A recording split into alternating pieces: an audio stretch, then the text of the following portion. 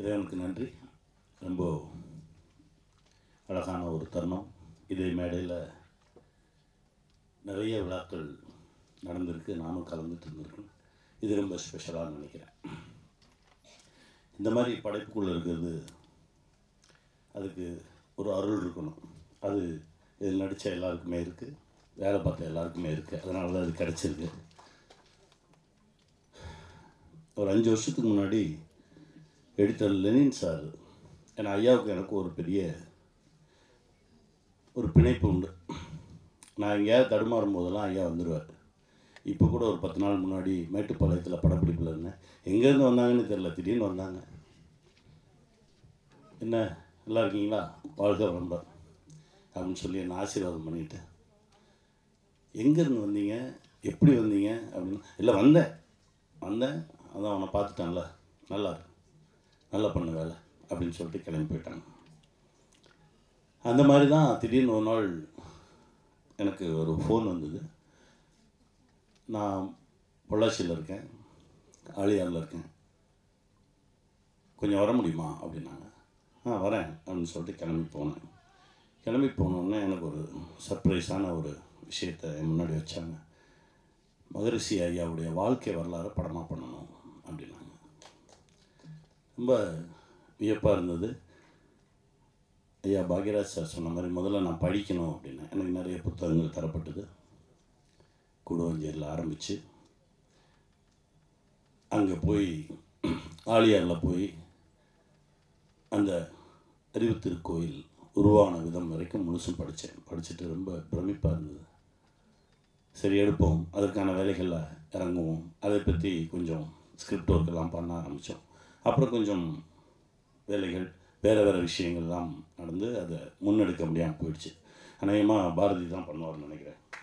அதையும் அவ்வளோ விஷயங்கள் ரொம்ப வியப்பாக இருந்தது, ரொம்ப சந்தோஷமாக இருந்தது. அதற்கு பிறகு வேறு பயணங்கள். திடீர்னு ஒரு நாள் இப்போ எழில் என்ன சொன்ன மாதிரி ஒரு மாதிரி குழப்பமாக இருந்தது. நான் எப்போவுமே ஒரு 5-6 வேலை பார்ப்பேன் ஒரே டைமில். இங்கே ஒரு ஒர்க் பண்ணிகிட்டு இருப்பேன், அடுத்து வேறு ஒரு வேலையை பார்ப்பேன், அப்படி எல்லாமே நடந்துகிட்டே இருக்கும். ஆனால் சரியாக நடக்கும்.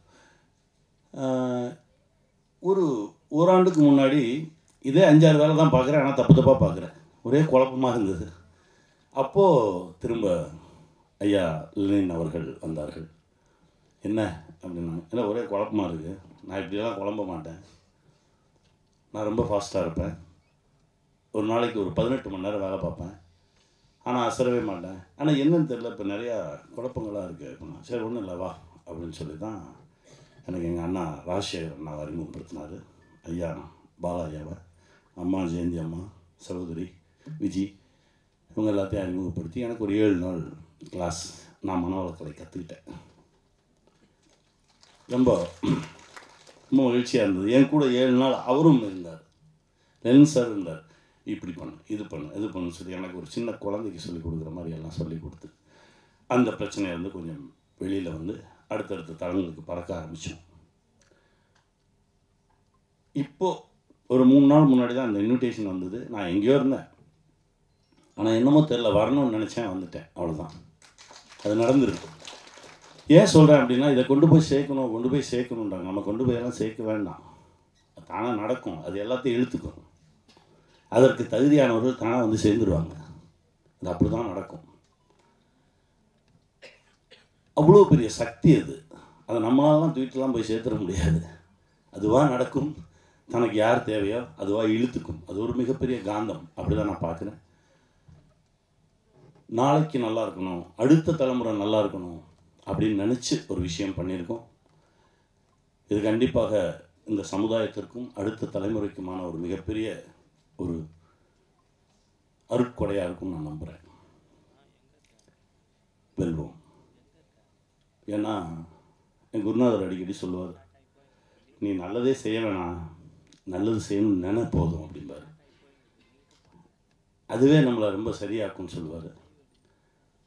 அந்த மாதிரி ஒரு பெரிய தளத்தில் தான் இப்போ நம்ம நிற்கிறோம்.